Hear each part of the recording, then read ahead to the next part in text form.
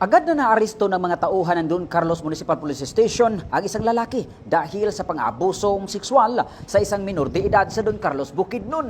Agad na nai-report ng mga kaanak ng biktima sa pulis ang pang-aabuso ng kinakasamang ama nito. Kaagad na nagsagawa ng hot pursuit operation ang pulisya. Tinungo ng mga responding pulis ang tirahan ng biktima kung saan pinaniniwalaang naroon ang lalaki.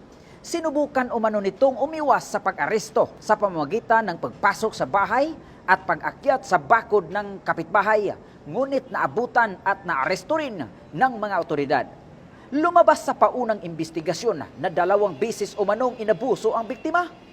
Sa ikalawang insidente, nakapaglaban at nakatakas ang minor de edad at agad na nagsumbong sa kanyang lola na siyang nagulat sa iba't ibang kaanak at humingi ng tulong sa pulisya.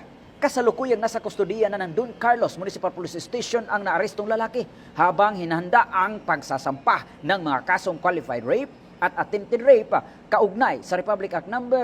7610. Isa sa ilalim ang biktima sa pangangalaga ng Department of Social Welfare and Development kung DSWD para sa kinakailangang proteksyon, counseling at suporta nito. Pinuri naman ni Police Regional Office 10 Regional Director Police Brigadier General Christopher N. Abrahano ang mabilis na aksyon ng mga kapulisan at muling hinikayat ang publiko na agad i-report sa mga otoridad ang anumang uri ng pang-aabuso o impormasyon na may kaugnayan sa seguridad upang maprotektahan ang ating komunidad. Mula dito sa Campo Alagar, ako po ang inyong Police News Network Correspondent mula sa Regional Public Information Office ng Police Regional Office 10, Corporal Joel Lazaro Subsuban, alagad ng batas, tagataguyod ng balitang pulis.